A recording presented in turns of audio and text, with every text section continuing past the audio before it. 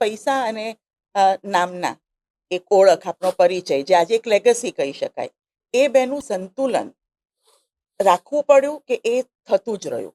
કારણ કે એક તમારી એક માન્યતા હતી, એ જે દ્રઢ હતી કદાચ, તો એ થતું રહ્યું.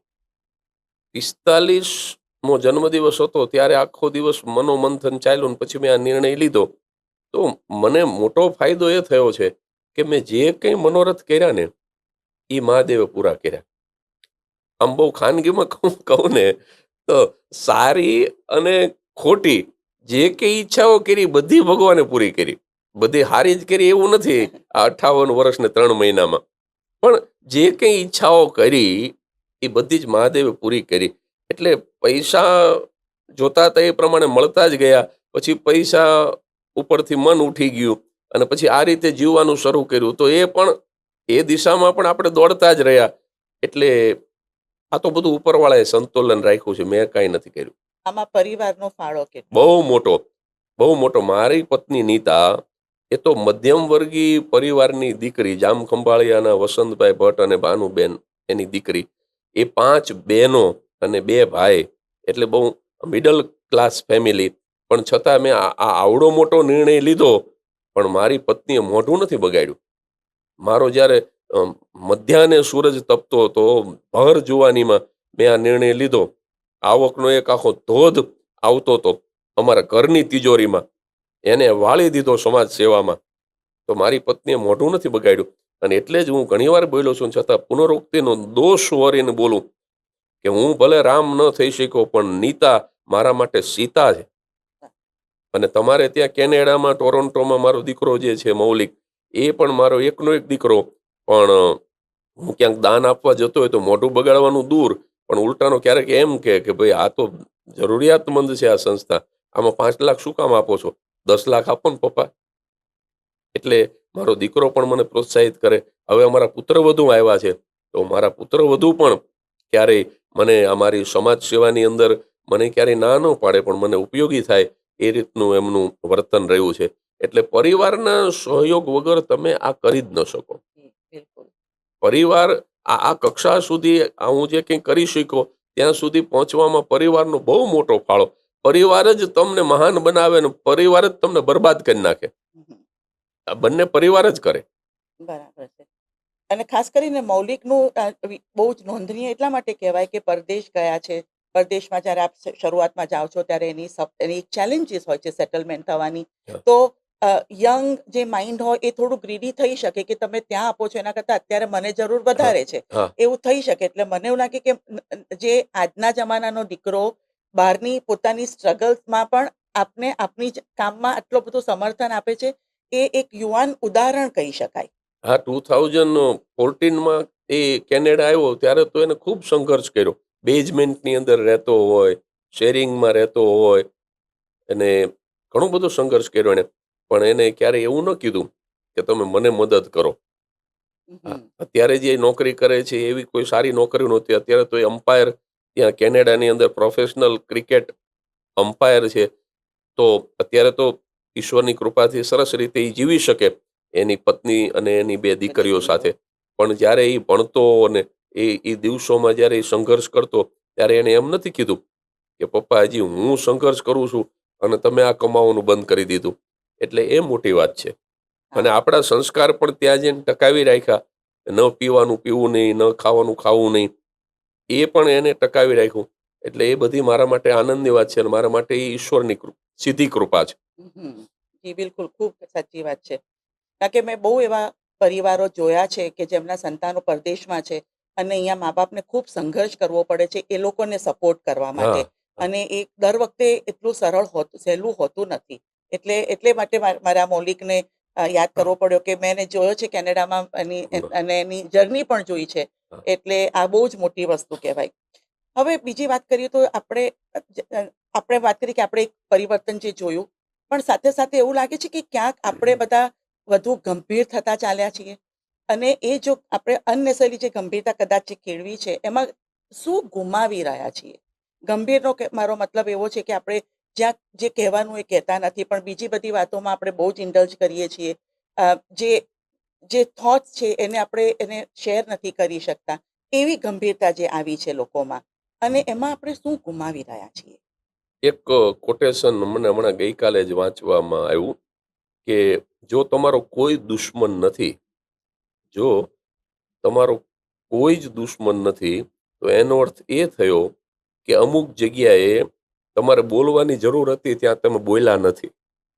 કારણ કે જ્યાં ખરેખર બોલવાની જરૂર હોય ત્યાં ઘણીવાર તમે મૂંગા રહો અને એના કારણે કદાચ તમારા દુશ્મન ન વધે, પણ એના કારણે ઘણી વખત તમારે બહુ સહન કરવું પડે. હા, અને અત્યારે બીજું શું થયું છે, અત્યારે માણસ આમ એટિકેટમાં રહેવા માંડ્યો એટલે બહુ આમ એમ કે આમ સોશિયલાઇઝ ન થવું, બહુ હળવું મળવું નહીં, થોડોક આમ અતડો રહે. એટલે એ રીતે એમ કે હું આમ મારું એક પ્રભુત્વ બતાવવા માંગુ, પણ એવું કાંઈ કરવાની જરૂર નથી. તમારે જેવા છો એવા તમારે દેખાઈ જવું જોઈએ, બિલકુલ નેચરલ રહેવું જોઈએ, બધાને હળવું મળવું જોઈએ. અત્યારે હું આ પોડકાસ્ટ માટે આવતો હતો અને ગાડી પાસેથી એક સ્કૂટર વાળો નીકળ્યો, આ હમણાંની વાત છે, આ કલાક પહેલાની, અને મને જોઈ ગયો. અરે કે જગદીશભાઈ ઊભી રાખો, ઊભી રાખો, ઊભી રાખો. તો મેં કાચ નીચે ઉતાર્યો. મેં કીધું શું છે? અરે કે હું તમારા વિડીયો જોઉં છું નિયમિત, મારે ફોટો પડાવો. એટલે એ ટ્રાફિકમાં ઊભી રહે એમ નહોતું. મેં કહું ભાઈ તું આગળ આવ્યું, તું થોડોક આગળ ગાડી ઊભી રહે અહીંયા હું રાખું. ગાડી ઊભી રાખીને ફોટો પડાવી લીધો. હવે આમાં પછી આપણે એમ કે ના ના, હું તો સેલિબ્રિટી છું ને હું છે ને અહીંયા રોડ ઉપર ગાડી ઊભી રાખું. પણ આપણને પ્રસિદ્ધ કરનાર કોઈ હોય તો આ છે કે જે લોકો સમય કાઢીને આપણને જોવે છે, સાંભળે છે, વાંચે છે. એટલે બિલકુલ નેચરલ ને સરળ જીવવામાં બહુ મજા છે. સરળ થઈ જવું એ જ સૌથી અઘરું છે. હા. એટલે આમાં તમે કહ્યું એમ માણસો મૂંગા રહે, ઘણી વખત પોતાની લાગણી, પોતાના વિચારો વ્યક્ત ન કરે, એનાથી ઘણું બધું સહન કરવું પડતું હોય છે, સામેવાળાને અને પોતાને પણ. પોતાને પણ. જી, બિલકુલ. ઉંમર સાથે બદલાવ આવે ફરી, અને શરીરના બદલાવ આવે, પણ મન પ્રફુલ્લિત અને આટલું જીવંત રહે છે. આપ જે શ્રેણીથી કામ કરો છો, જેટલા આપણા કાર્યક્રમ હોય છે, જે હું જોતી હોઉં છું, એક પછી બીજો પછી ત્રીજો, એક શહેરથી બીજા શહેર, અને એ જુદા જુદા ગામમાં જુદી જુદી ઓડિયન્સ હોય, જુદા જુદા વિચારધારા હોય, એ બધું કરવા માટે મનને કઈ રીતે આપ સ્થિર અને મજબૂત રાખો છો, અને એવું શું કરો છો જે આપ પ્રફુલ્લિત પણ રહી શકો ને આટલા કાર્યરત રહી શકો છો? આમ ખરેખર જોવા જઈએ ને તો હું કાંઈ પૂજા નિયમિત કરતો નથી, કોઈ યોગા કે કંઈ પણ મેડિટેશન કાંઈ નહીં. ના, હું ઈમાનદારીથી મારી કલા રજૂ કરી દઉં રોજ રાત્રે. આ જાન્યુઆરી શરૂ થયો છે, આ 2026, આ પહેલા 3 અઠવાડિયામાં 21 દિવસમાં 16 કાર્યક્રમો કરવાના છે. ટુકડે ટુકડે 5 દિવસ વચ્ચે એ પ્રવાસના છે. એટલે સતત દોડવું પડે છે. આજે રાત્રે કાર્યક્રમ છે, કાલે રાત્રે કાર્યક્રમ હતો, આ પોડકાસ્ટ આવ્યું, હજી હમણાં એક મીટિંગ છે. એટલે સતત આખો દિવસ દોડતા રહીએ છીએ. પણ આ જે કંઈ સફળતા મળે છે, દાખલા તરીકે કાર્યક્રમ રજૂ કરીએ અને લોકો ખડખડાટ હસતા હોય જી. તો થાક ઉતરી જાય. વાહ. પછી આવી કોઈ વ્યક્તિ આપણી પાછળ આવે સ્કૂટર લઈને કે ગાડી ઊભી રાખો ને મારા ફોટો પડાવો, તો થાક ઉતરી જાય. પેલી અમરેલીમાં આવી હતી વિધવા, એ એમ કે આ મને વિધવા થયા પછી 2 મહિના પછી આજે મને એમ લાગ્યું કે હું જીવું છું. તો આવું એકાદ વાક્ય સાંભળીએ ને ત્યારે 1 મહિનાનો થાક ઉતરી જાય. અને જે સેવા થાય છે, એ સેવાથી જે બળ આવે છે, એક એક જે સાત્વિક આનંદ આવે છે, એ તો જ્યારે કંઈક સેવા કરીએ ને ત્યારે જ અનુભવી શકાય. એ તો શબ્દોથી પણ તમે ન વ્યક્ત કરી શકો એવો અનુભવ છે. એટલે આ બધું સાત્વિક ઉર્જા આપ્યા કરે છે અને આ દોડ્યા કરીએ છીએ. ભગવાનને મંજૂર રહેશે ત્યાં સુધી દોડ્યા કરશું. પાછું ફરીને જુઓ જીવનમાં, હમ. તો એવી કઈ ક્ષણ છે જે એકદમ આજે પણ બધાથી પરે શાંતિની અનુભૂતિ આપને આપે છે? બસ એ મિત્રો સાથે જે જે ગપ્પા મારતા અને રાતોની રાતો મિત્રો સાથે જે નિર્દોષ આનંદ કર્યો છે, મોજ મજા મસ્તી, વિદ્યાર્થી અવસ્થામાં નહીં કોઈ ટેન્શન. એ જે દિવસો હતા, હું ઝેરોક્ષ કાઢતો, એટલે હું આ જગો ઝેરોક્ષ વાળો, હું દરેક કાર્યક્રમમાં હું બોલતો હોઈશ કે હું જગો ઝેરોક્ષ વાળો. એટલે જગો ઝેરોક્ષ વાળો જે હતો ને, એ કોઈ પણ જાતના ટેન્શન વગરનો, ભાર વગરનો, કોઈ પદવી વગરનો, પદ વગરનો, કોઈ સફળતા વગરનો એક સાવ જે મામૂલી માણસ, ઓર્ડિનરી માણસ હતો ને, અમારે ત્યાં એક પાનનો ગલ્લો હતો, એ મને 50 રૂપિયાથી વધારે ઉધાર ન આપતો કે ભાઈ 50 રૂપિયા થાય એટલે તું પૈસા આપી જાય, નહીતર ન આવતો લેવા.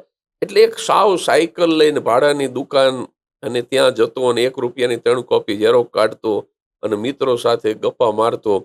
ઈ જે ઈ જે જિંદગી હતી ને, એ હું ભૂલી જ નથી શકતો.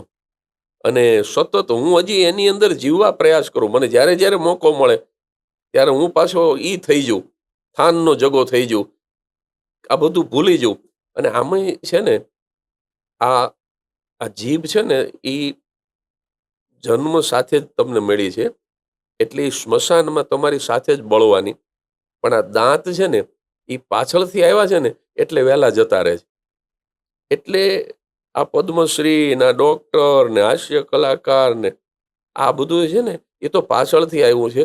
આ ગમે ત્યારે મને છોડીને જતો રહે, મારી સાથે જગો જીવવાનો જે થાનમાં હતો ઈ બળવાનો, સ્મશાનમાં મારી સાથે બળશે, ઈ જગો ઝેરોક્ષ વાળો બળશે. પદ્મશ્રી નહીં બળે, ડોક્ટર નહીં બળે, એ વિશ્વ વિખ્યાત હાસ્ય કલાકાર ને જાણીતા લેખક ને ચિંતક ને આ બધા લટકણિયા છે, એ કાંઈ સ્મશાનમાં સાથે ન આવે. એટલે હું મૂળ મારા સ્વરૂપમાં જીવવા માંગુ ને એ હું ભૂલું નહીં ક્યારેય. એટલે જગો ઝેરોક્ષ ઝેરોક્ષ વાળો. વાળો આજે પણ આપણામાં જીવન છે ને હા. આપને ગ્રાઉન્ડેડ હા, અને રાખે છે. એ બાળક પણ તમારામાં સતત જીવતું રહેવું જોઈએ. તમારું બાળક હોવું, ઈ તમે 100 વર્ષના થઈ જાવ ને તો એક બાળકને અંદર જીવતું રાખવું. જી.